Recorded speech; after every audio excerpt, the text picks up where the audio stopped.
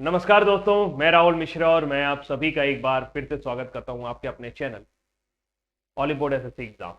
उम्मीद करता हूं कि मैं लाइव हो गया हूं और आपको मेरी आवाज जो है वो सुनाई दे रही होगी। आज एक अलग ही विषय पर वीडियो है। ये सेशन अलग ही विषय पर है। काफ़ी सारे मैसेजेस थे, काफ़ी सारा क्वेरीज था कि सर ये NSEIT क्या है।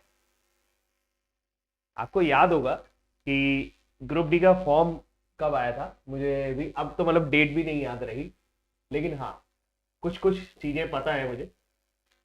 2019 में आया था। एप्लीकेशन स्टेटस देख सकते हैं आप, 12 मार्च से 12 अप्रैल 2019 के बीच में ग्रुप डी का इन लोगों ने फॉर्म भराया था हम लोगों से। मैं आरआरबी ग्रुप डी के बारे में बात कर रहा हूँ। बहुत ही इंपॉर्टेंट जानकारी आपके लिए लेकर आया हूँ। कई सारे बच्चे परेशान हो गए हैं और उनकी परेशान होना ही लाजमी है। कभी कभी तो लगता है कि ग्रुप डी का फॉर्म भरा है कि कोई पाप कर दिया है। 2019, 2020, 2021 भी चला गया, ऑलमोस्ट 2022 आ रहा है। कई लोगों के तो अरमान नौकरी के साथ और जो अरमान थे वो भी थोड़े धरे रह गए होंगे। आई थिंक पहले मुझे ये बताओ मैं लाइव हुआ हूँ कि नहीं हुआ। Thank you so much for being here. आप सभी का वेलकम है। मैं वीडियो थोड़ा सा शेयर कराइए, अभी कोई आया नहीं है ना, आ रहे हैं धीरे धीरे। तो इंपॉर्टेंट जानकारी है, ऐसा नहीं है कि मैं फालतू की जानकारी आपको देता हूँ। जब भी मैं आता हूँ तो कुछ ना कुछ इंपॉर्टेंट चीजें, जब तक मुझे समझ में नहीं आता कि हाँ इस वीडियो में कुछ बताने लायक है, तब तक मैं आता नहीं। आज मुझे लग रहा था कि यार ये बताने लायक है चीजें, और इसका बताने लायक इसलिए है क्योंकि NSEIT जो है, अभी तक मैं क्या बात कर रहा था, मैं ये कह रहा था कि भाई 2019 में हम लोग ने तैयारी शुरू की। पूरे भारत में 1.15 करोड़ फॉर्म भरे गए। रिजेक्शन भी हुआ इसमें कुछ, और फिर मॉडिफिकेशन लिंक भी आ गया। आपको लोगों ने मॉडिफिकेशन भी कर लिया होगा। वैकेंसी जो है वो 1 लाख है, 1,03,769 वैकेंसी नोटिफिकेशन के हिसाब से। दिक्कत क्या हो गई है, कहानी में नया ट्विस्ट आया है। और ट्विस्ट ये है कि अभी तक हम सब, आप भी मैं भी, आप तैयारी कर रहे थे, मैं तैयारी करवा रहा था, मैं TCS के हिसाब से तैयारी करवा रहा था आपको, या आपको जहां से भी आप पढ़ रहे थे, क्योंकि किसी को नहीं लग रहा था कि 1 करोड़ लोगों का एग्जाम TCS के अलावा और कोई करवा पाएगा। निविदा वगैरह निकाली गई थी तो 2 ही कंपनियों ने निविदा डाली थी, टेंडर डाला था। एक TCIL ने डाला था और एक आपका NSEIT ने डाला था। फिर बाद में उसको थोड़ा सा आगे बढ़ा दिया गया था। मुद्दा यह है कि सर अभी तक 3 साल तक, लगभग 3 साल हो गए ना, 19 से 20, 20 से 21, 2 साल तो मान ही लो, लगभग 3 साल हो ही जाएंगे। तो अभी तक 3 साल तक हमारा पैटर्न जो था वो था TCS वाला। हम TCS जितने भी एग्जाम लेता जा रहा था, हम उसके एक एक एग्जाम को क्लोजली वॉच कर रहे थे। SSC हुआ, SSC में किस पैटर्न में सवाल पूछे गए, रीजनिंग में कैसे सवाल पूछे गए, GS में कैसे सवाल पूछे गए, अंग्रेजी में कैसे सवाल पूछे गए, अंग्रेजी तो खैर इसमें आनी नहीं है, साइंस में कैसे सवाल पूछे गए, हम SSC को मॉनिटर कर रहे थे। जो जो एग्जाम टीचर्स लेता जा रहा था हम उस एग्जाम को मॉनिटर कर रहे थे। लेकिन अभी कुछ दिन पहले ही खबर आई कि अब एग्जाम जो है वो NSEIT कराएगा। तो सबसे पहले तो मैं आपको यह बता दूं कि NSEIT है क्या। दोस्तों NSEIT की अगर हम लोग बात करें तो NSEIT एक बड़ी कंपनी है, और आप यहां पर डेटा इसका देख सकते हैं। इनके पास भी बढ़िया सेंटर है। पूरे भारत में इनके पास 228 शहरों में 229 सेंटर है। देखो दिखेगा आपको। यहां पर थोड़ा सा अंदाजा लगाते हैं कि क्या एग्जाम वाकई में कैसे होगा, क्या नहीं होगा, अंदाजा लगाते हैं हम लोग थोड़ा सा, क्योंकि बाकी तो चीजें होनी होंगी तो हो ही जाएंगी। 229 सेंटर है इनके पास। कितना सेंटर है इनके पास? 229। क्या लगता है आपको कि एक सेंटर की कैपेसिटी कितनी होगी? फॉर्म रिजेक्शन की बात करें तो 4 लाख फॉर्म रिजेक्ट हुए, फिर भी लगभग 90 लाख 96 लाख बच्चे तो पेपर देगा। मान लेते हैं चलो 50% पेपर नहीं देगा, फॉर्म भर के भूल गया, 2 साल में बिला गया, कहीं खो गया।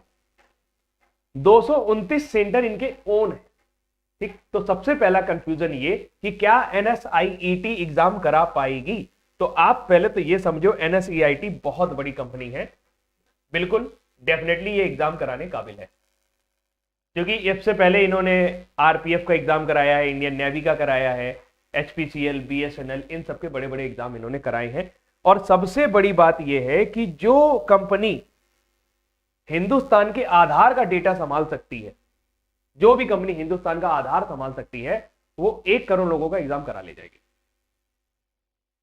तो ये जो भ्रामक खबर है ना कि 229 सेंटर में 1000 भी मान लेते हैं तो एग्जाम चलेगा 6 महीना या 2 महीना एग्जाम चलेगा, 23 फरवरी से शुरू होगा तो 6 महीना एग्जाम चलेगा, ऐसा नहीं होगा। पहली जानकारी, आप मेरी बात समझो, मैं क्या समझाना चाहता हूं।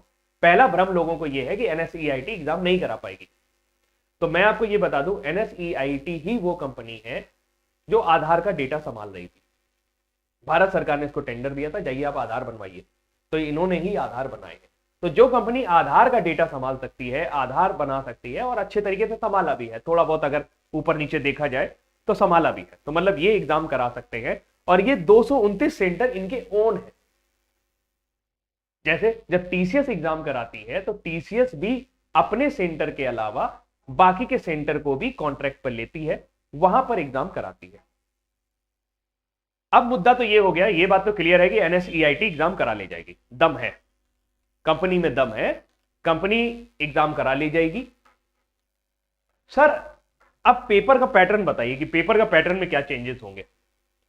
देखिए, पहले पेपर के पैटर्न से पहले मैं आपको एक चीज दिखाता हूं। मेरे पास एक PDF है, मैं ढूंढ के लेकर के आया था।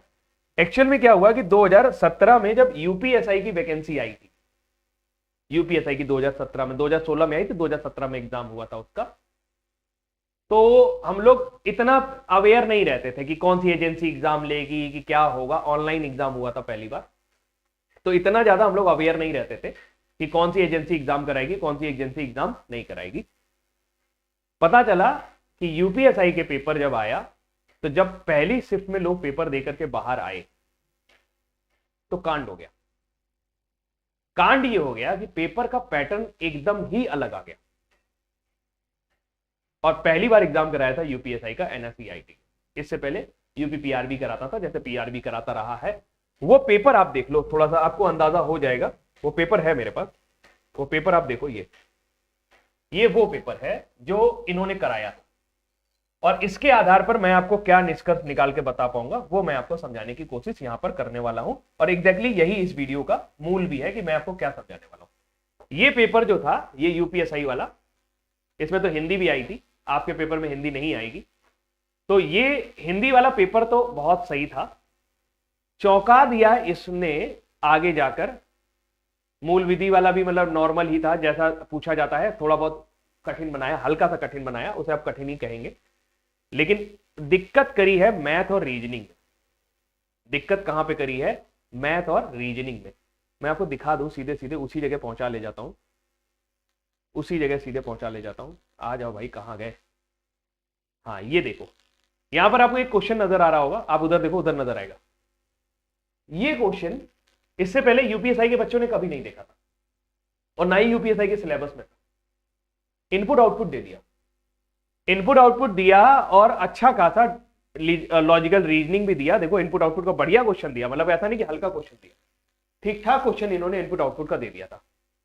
मैथ में भी गए तो मैथ में भी देखा, और डॉट सिचुएशन वगैरह दे दिया, और बहुत सारी ऐसी चीजें दे दी जो कन्वेंशनल पेपर में नहीं पूछी जा रही थी, और जो इस बार भी नहीं पूछी गई है। इस बार भी UPSI की जो भी परीक्षा हुई है 2021 वाली, उसमें भी ये सब चीजें, डॉट सिचुएशन, इनपुट आउटपुट और ये सब नहीं पूछा। तो ओवरऑल सिचुएशन ये है, ओवरऑल कंक्लूजन ये है कि ये एजेंसी एक्सपर्टीज मानी जाती है इंश्योरेंस के पेपर कराने के लिए, LIC का पेपर कराने के लिए।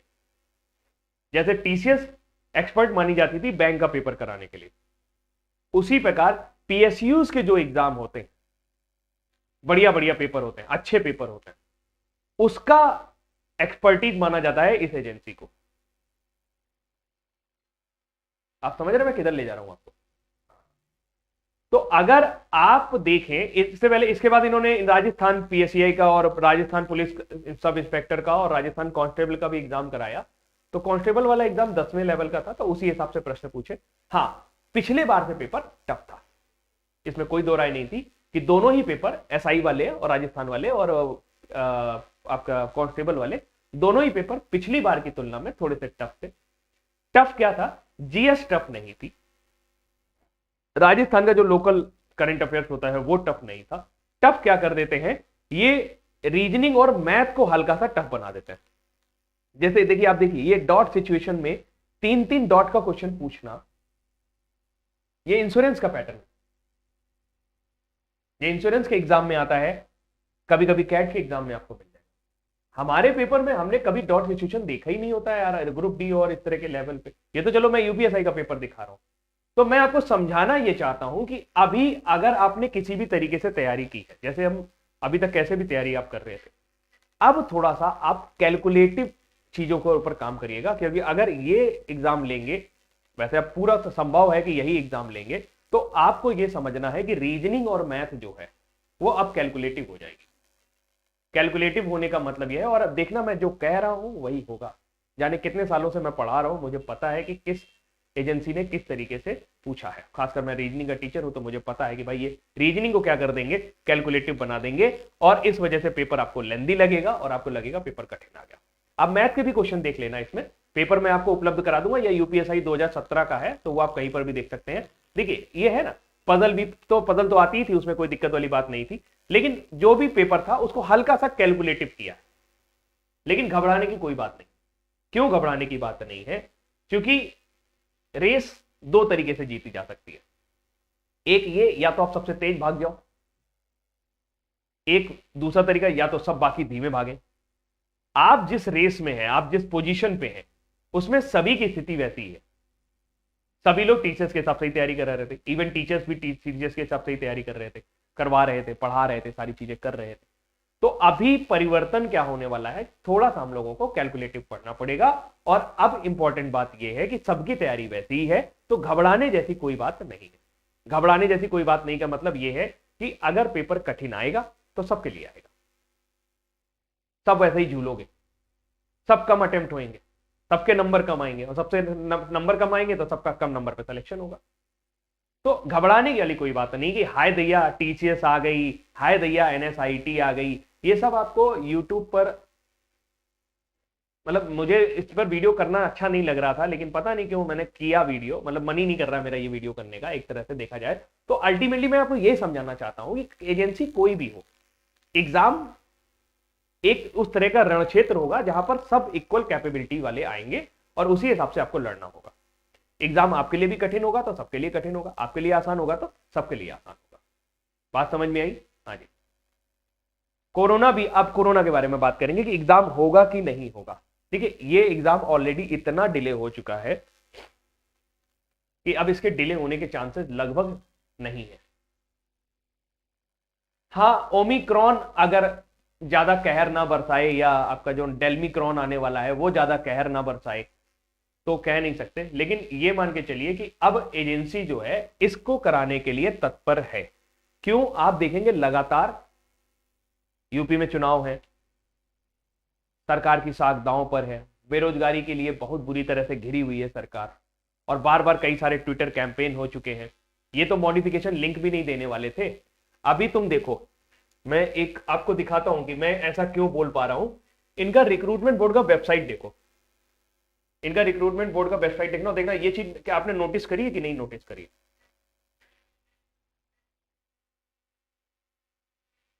यहां से देखिए, ताबड़तोड़ 5 तारीख को एक नोटिस आया, फिर 8 तारीख को एक नोटिस आया, फिर 14 तारीख को एक नोटिस आया।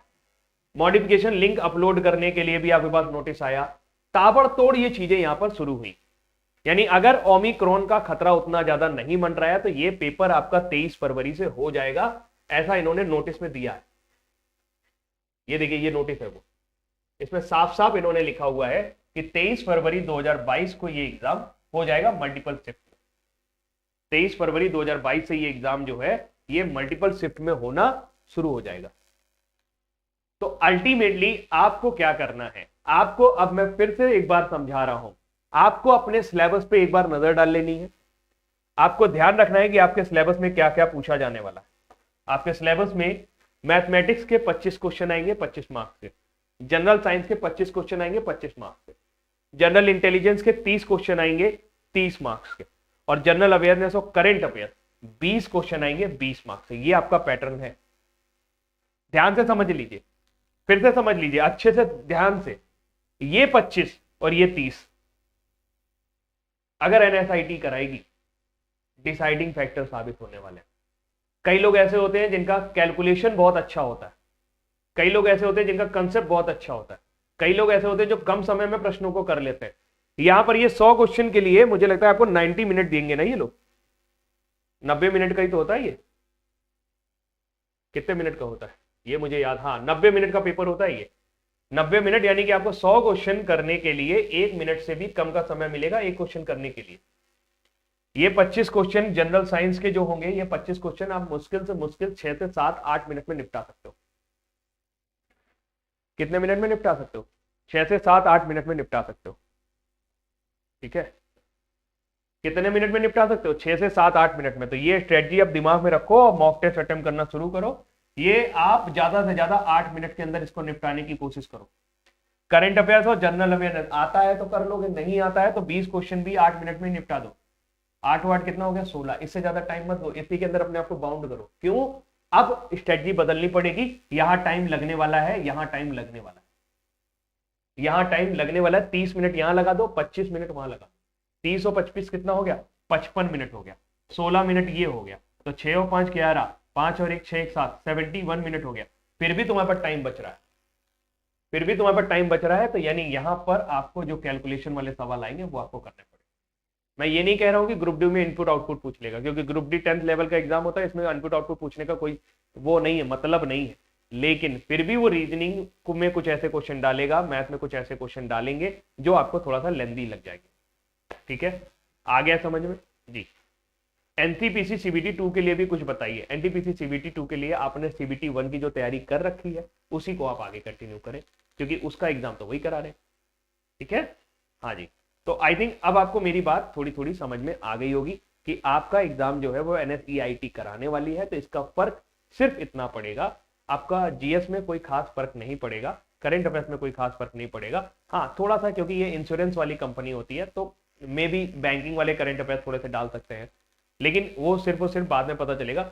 बाकी मैंने राजस्थान का पेपर जो देखा उसमें मुझे कुछ ऐसा मिला नहीं कि वो उन्होंने कुछ अलग करने की कोशिश की हो। हाँ, लेकिन जिस को पेपर को एनएसईआईटी ने सेट किया है उसमें मैथ और रीजनिंग थोड़ी सी कैलकुलेटिव रहती है। बड़े क्वेश्चन उसमें डालने की कोशिश वो लोग करते हैं ताकि पेपर में आपका टाइम ज्यादा से ज्यादा कंज्यूम हो, उनकी कोशिश ये रहती है। ठीक है, हाँ जी, मेरी बात समझ में आ गई आप सभी को? ठीक है, तो फिलहाल आपको करना क्या है कि मैथ और रीजनिंग में थोड़ा सा काम आप बढ़ा दीजिए। जीएस जैसा आप कर रहे हैं वैसे आप करते रहिए, करंट अफेयर जैसे आप कर रहे हैं वैसे आप करते रहिए, उधर कोई चेंज करने की जरूरत नहीं है। एनएसईआईटी आपसे इतना ज्यादा परेशान नहीं होगी और ये एग्जाम करा ली जाएगी, इसके अंदर दम है। दूसरा, इसके ऊपर दाग बहुत है। यूपीएसआई 2017 का पेपर कई सारे एनएसईआईटी के अधिकारियों के ऊपर आरोप लगे थे कि उन्होंने पेपर आउट करा दिया था। मे भी हो सकता है कराया हो ना कराया हो, मेरे को पता नहीं है, लेकिन फिलहाल ऐसे आरोप इनके ऊपर लगते रहे हैं। तो ऐसा डरिएगा मत कि नहीं सर एग्जाम कैंसिल हो जाएगा, ये कैंसिल हो जाएगा। एक्चुअल में जितनी निगेटिव बातें आप अपने दिमाग में डालेंगे उतनी ही आपकी तैयारी कमजोर होगी। आपको अपनी तैयारी को कमजोर नहीं करना है, आपको अपनी तैयारी को और बूस्टअप करना है, आपको थोड़ा सा और ताकत लगानी है। अभी क्या होगा कि लोगों को लगेगा यार टीचर्स आ रही है, टीचर्स करा रही थी, अब एनएसईआईटी कराएगा तो अब हमको थोड़ा बदल देना चाहिए। कुछ मत बदलिए, थोड़े से सवालों का स्तर बढ़ा लीजिए। मैथ और रीजनिंग में थोड़े से अच्छे सवालों की प्रैक्टिस करना शुरू कर दीजिए, जिनमें टाइम ज्यादा लगता है उन सवालों की प्रैक्टिस करना शुरू कर दीजिए। बाकी आप मॉक वगैरह हम लोग आप अगर चाहते हैं तो आपको पता है कि मैं ऑलरेडी 9 बजे रात में एक प्रैक्टिस क्लास ले रहा हूं और मैं पूरी कोशिश करूंगा कि आपको एनएसईआईटी, अगर आपको ये नाम डालना है तो एनएसईआईटी पर आधारित कक्षा जो है वो मैं आपको प्रोवाइड करा दूंगा। यानी कि लेटेस्ट पैटर्न पर एनएसईआईटी ने जो जो प्रश्न पूछे होंगे वो सारे आपको इस रात के 9 बजे वाली क्लास में, जो कि मंडे टू सैटरडे चलती है, इस रात के 9 बजे वाली क्लास में आपको मिल जाएगा। करंट अफेयर्स जो सुबह 8 बजे आता है वहां पे करंट अफेयर्स की प्रॉब्लम मैं आपकी सॉल्व करा दूंगा। बाकी मैं रविंद्र सर से बोल दूंगा कि वो मैथ वाले भी कुछ क्वेश्चन जो एनएसईआईटी के आधार पर है उनको शामिल कर लें, जैसे डीआई वगैरह जो है वो थोड़ा सा शामिल कर लें। ठीक है, हाँ जी। सर रेलवे प्राइवेट हो रहा है ना, तुम लोग बस कितने सारे प्रॉब्लम है ना। सर रेलवे प्राइवेट हो रहा है, ये हो रहा है, वो हो रहा है। देखिए कुछ प्राइवेट नहीं हो रहा है और कुछ सरकारी नहीं है। सरकार बदलेगी, नीतियां बदल जाएंगी। तो अभी आप जिस सिचुएशन में उस हिसाब से काम करो ना, जो चीजें हो जाएंगी तब हम लोग उस हिसाब से काम करेंगे। आप ये सब क्यों सोचते हो? ठीक है, और जो लोग ने एसएससी जीडी का फॉर्म नहीं भरा है, एसएससी जीडी का एग्जाम दिया था, वो कट ऑफ का सर्वे करवाना चाहते हैं वो फॉर्म का लिंक जो है वो आपको यहाँ पे कमेंट सेक्शन पर दिया जा रहा है। आप उस फॉर्म को ज्यादा से ज्यादा लोग भरें। लगभग 5,000 लोगों का डेटा आ गया है हमारे पास। अभी उसको हम लोग एनालाइज कर रहे हैं और बहुत जल्दी उसका कट ऑफ का वीडियो भी आपके सामने उपलब्ध हो जाएगा, मोस्ट प्रोबेबली आज शाम को, नहीं तो फिर कल हर हाल में उपलब्ध हो जाएगा। ठीक है, तो चलो, और किसी को कोई प्रश्न? सर आईसीआर के एग्जाम के बारे में बताइए और सिलेबस भी बता दीजिए।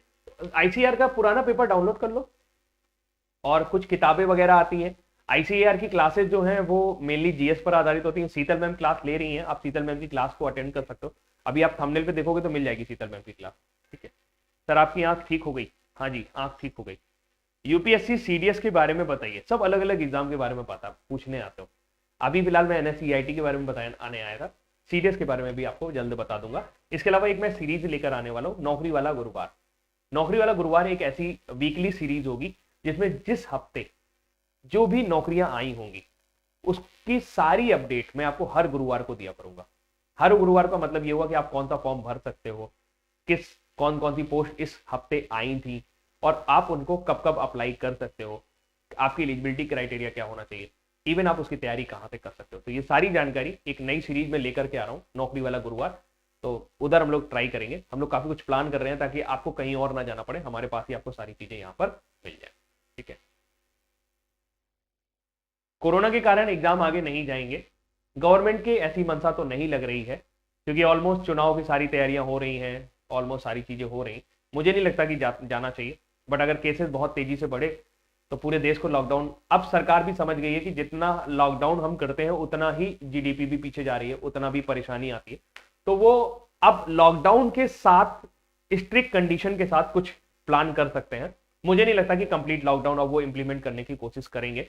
मे बी स्कूल कॉलेजेस बंद हो सकते हैं, मे बी शॉपिंग मॉल्स बंद हो सकते हैं, शायद एग्जाम जो है जिस तरीके से अभी उन्होंने कराए एसएससी वगैरह के उसी तरीके से एग्जाम कंटिन्यू रहे। तो एग्जाम पोस्टपोन अब थोड़ा सा मुश्किल लग रहा है मुझे, क्योंकि काफी सारी चीजें पेंडिंग हो गई हैं। जी जी, आ गया समझ में? सर थंबनेल क्या है, मतलब कहां पर थंबनेल, ये कहां पे पड़ रहा है भाई? मैं समझा नहीं थंबनेल क्या है।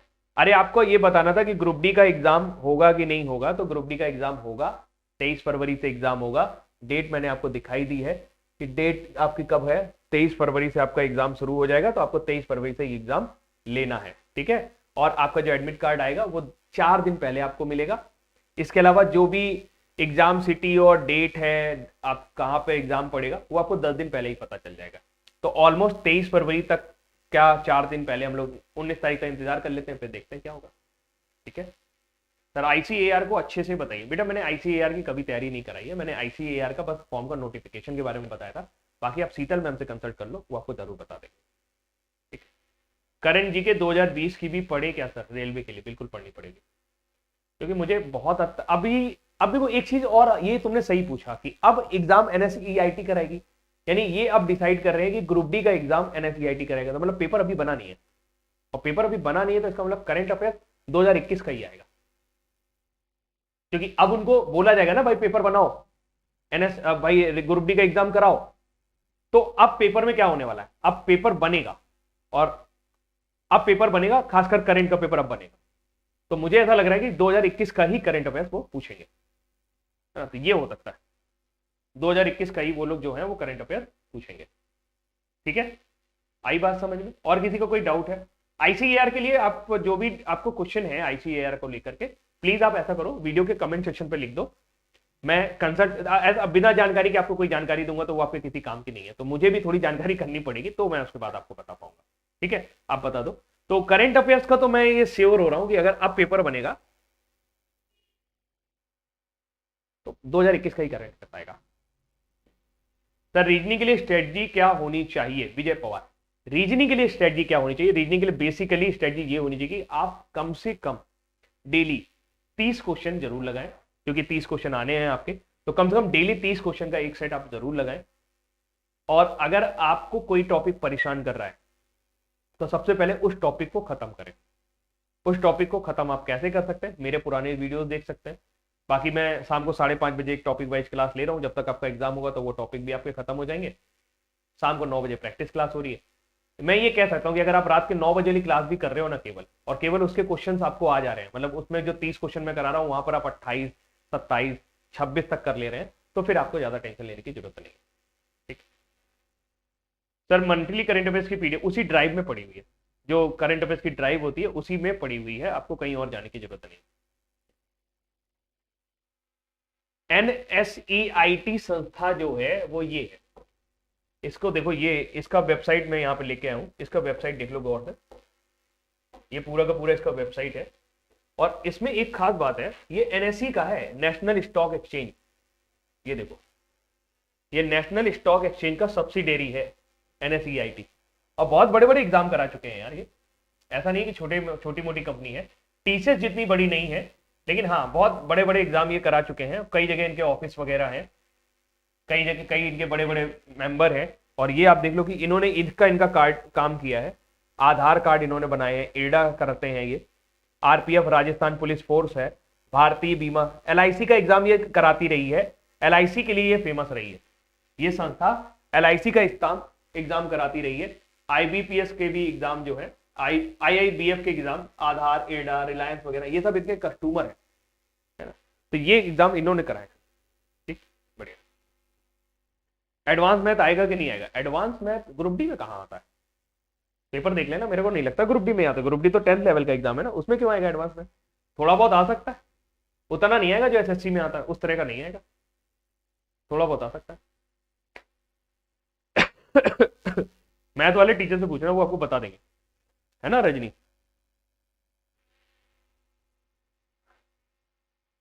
और कुछ?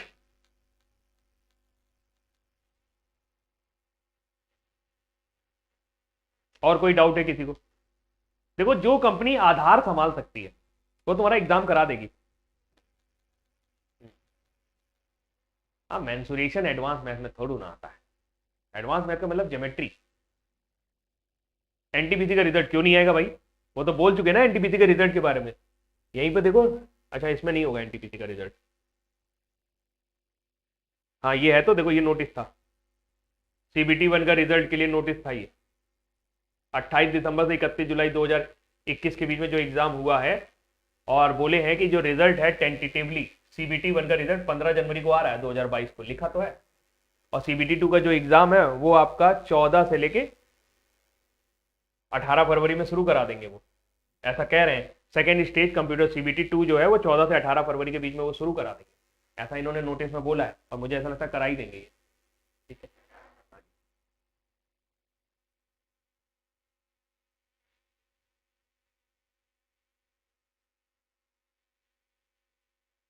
नीरज मैं आपकी बात नहीं समझ पाया सर जी, ये यूट्यूब वाले व्यू के लिए ऐसा करते हैं या कंपनी लेगी? मैं समझा नहीं, आप क्या पूछना चाहते हैं?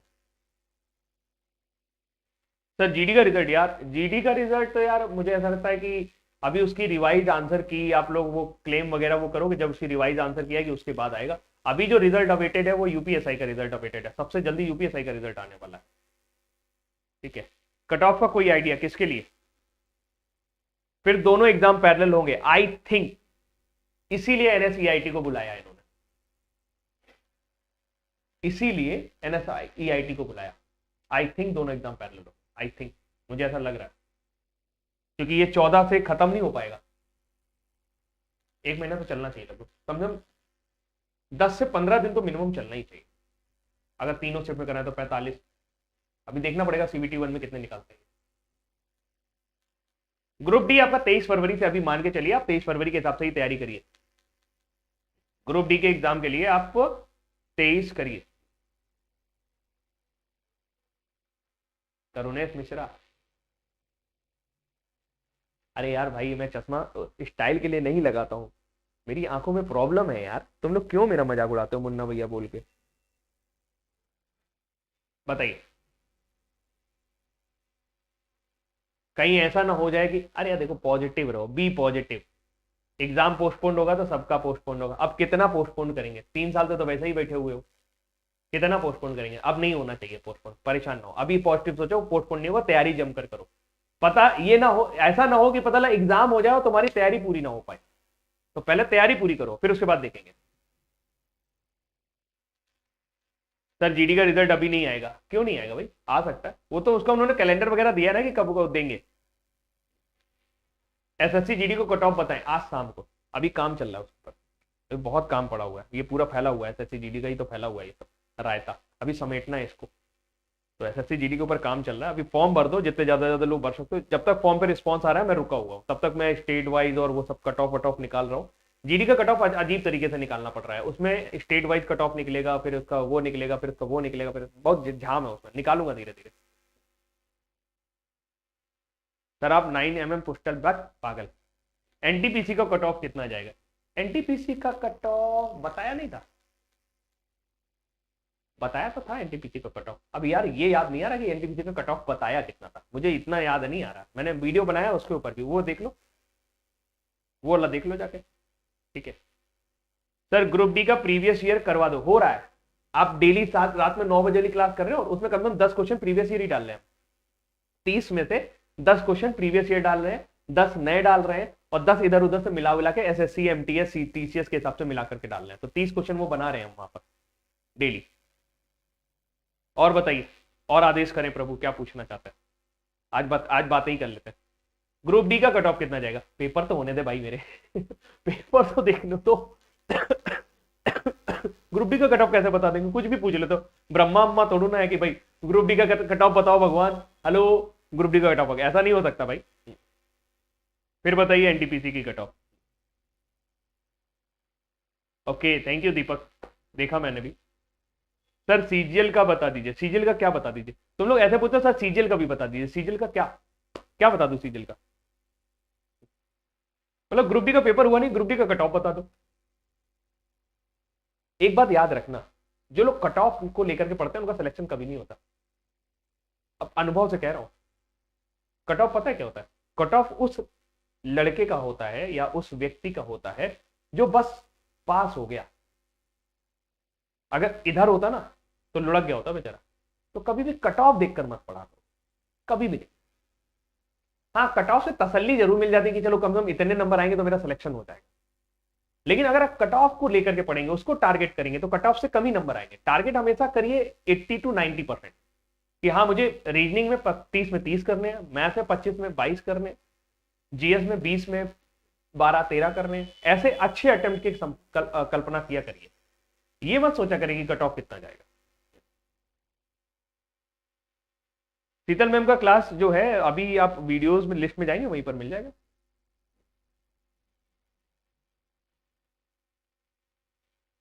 ये जितेंद्र मुझे जानकारी नहीं है, अप्रेंटिस वालों की जानकारी नहीं।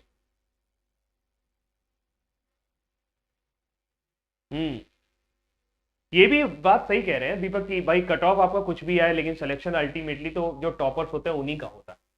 इतना मारा मारी है ना जॉब को लेकर के कि you have to do something extra, आपको कुछ अलग ही करना पड़ेगा, आपको एकदम टॉपर लेवल पे जाना पड़ेगा। अगर आप टॉपर लेवल पे नहीं गए तो मामला फिर तो मजा नहीं आने वाला। इसीलिए हमेशा टॉपर लेवल पे जाइए। क्या बनने की कोशिश करिए कि आप टॉपर बन जाए, किसी तरीके से बन जाए, चाहे जैसे बनो, टॉपर बन जाओगे तो काम चल जाएगा। हाँ जी हाँ जी हाँ जी, मैं आपका पुराना स्टूडेंट हूँ जी रितेश, पता है मुझे। सर ऑनलाइन मॉक कहाँ से लगाएं? ऑलीबोर्ड पे ले सकते हैं आप, ऑलीबोर्ड पे आरआरबी के भी मॉक उपलब्ध है, और एसएससी के भी हैं, और यूपीएसआई के भी हैं, और मतलब ऑलमोस्ट सभी एग्जाम के मॉक हैं हमारे पास। आप ऑलीबोर्ड ऐप डाउनलोड कर लीजिए। हाँ कोड, आप अगर कोई भी चीज परचेज करने जा रहे हैं तो कोड आप राहुल सर यूज करिए। जितना और कोई कोड आपको बेनिफिट देगा उससे ज्यादा बेनिफिट आपको ये वाला कोड देगा। इस कोड पर मैक्सिमम डिस्काउंट आपको मिलेगा, चिंता मत करिए, मेरा कोई कमीशन नहीं है।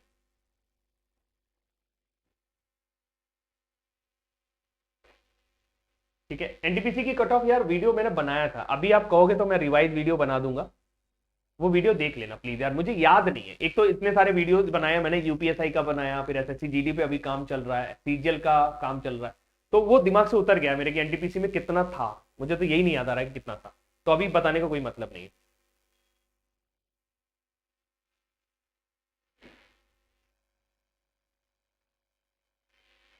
जी जी बिल्कुल। सतीश कुमार कह रहे हैं सर कुछ नहीं होगा, पॉजिटिव यार सतीश प्लीज, है ना, पॉजिटिव। आप कम से कम मतलब अगर खुद निगेटिव है तो उसको मत बताएं, मत कहें ऐसा कि ओमिक्रॉन सब जगह फैलेगा, ये हो जाएगा वो हो जाएगा। डोंट बी मतलब सस्पिशियस मत बने, अपने आपको वो मत बनाए, ठीक है हो जाएगा तो देखा जाएगा। अभी मत उस तरह की बातें किया करें, क्योंकि आप शायद कोरोना को कई लोगों ने हल्के में लिया। देखिए मेरा अनुभव क्या रहा कोरोना को लेकर के, मेरा अनुभव ये रहा कि मैं जिन जिन लोगों से मिला जिनके परिवार में किसी को कोरोना नहीं हुआ, उनको लगा कि कोरोना एक नॉर्मल जुकाम की बीमारी है। जिनके परिवार में किसी को कोरोना हुआ और वो लोग ठीक हो गए तो उन्हें लगा कि हाँ ये वाकई में कोई बीमारी थी जिससे शरीर पे कमजोरी आ जाती है और शरीर महीनों में रिकवर करता है। लेकिन जिस व्यक्ति ने अपने किसी परिवारीजन या आसपास वाले को खो दिया उसके लिए कोरोना महामारी है। तो एग्जैक्टली मैंने बहुत करीब से लोगों को देखा है जो कोरोना की वजह से गुजर गए या कोरोना की वजह से आज मेरे बीच में नहीं है। तो प्लीज इसको ऐसा मत बनाएं और आप सावधानी बरतिए, हल्के में मत लीजिए। अगर चीजें होती हैं तो वो बेटर हो, भगवान से इस प्रार्थना करिए और ईश्वर करे आप सभी के एग्जाम हो जाए, हम लोग भी आगे बढ़े, आप भी लाइफ में आगे बढ़े, है ना जी। निवास कुमार जी, दीपक लखेरा, बताइए बताइए। तो चलिए फिलहाल अभी के लिए इतना ही रखता हूँ। Thank you so much, bye bye, take care, ध्यान रखिएगा। मेरा को 2 बार ले चुके हैं, क्यों एक बार में मजा नहीं आया था क्या? एक बार और ले लो, इस बार तो और अच्छा पढ़ा रहा हूँ। और अच्छा मतलब जैसे जैसे और रिफाइन हो रहा हूँ तो और आराम से पढ़ा रहा हूँ, और ज्यादा सीट्स मिल गई है। एक बार फिर ले लो संपूर्ण रीजनिंग बैच। सर यूपी लेखपाल के लिए मेंस के लिए क्या परसेंटाइल रहेगा? कोई आइडिया नहीं है यार, क्योंकि बिना डेटा के मैं बोल नहीं पाऊंगा कुछ, मैं वैसा नहीं कर पाऊंगा कि आपको मैं कह दूंगी सर इतना जाएगा। मेरे पास कुछ लोगों का डेटा तो होना चाहिए, और पीटी हूप से होना है वो तो मुझे बिल्कुल भी अंदाजा नहीं है कि पीटी में कितना जाएगा लेखपाल का या कितना हो सकता है, तो कोई आइडिया नहीं है, सॉरी। एनटीपीसी का रिजल्ट कब आ रहा है? एनटीपीसी का रिजल्ट लिखा तो है 15 जनवरी को सीबीटी 1 का। अब इससे ज्यादा विश्वास पात्र चीजें क्या हो सकती हैं? और गौर से देखो ये रेलवे रिक्रूटमेंट वाले बोर्ड वाले करते क्या है, ये तुमको बताते रहते हैं कि भाई मेरे अलावा और किसी पर भरोसा मत करो, यहाँ पे चल रहा है, उसके आगे राहुल सर चल रहा है beware of touts and job racketeers trying to deceive by false promises वगैरह, ये सब जो है इनसे सावधान रहो, वो ऊपर लिखते रहते हैं, हमेशा चलता रहता है। चलिए, जीडी में 58 राइट है, चांस है।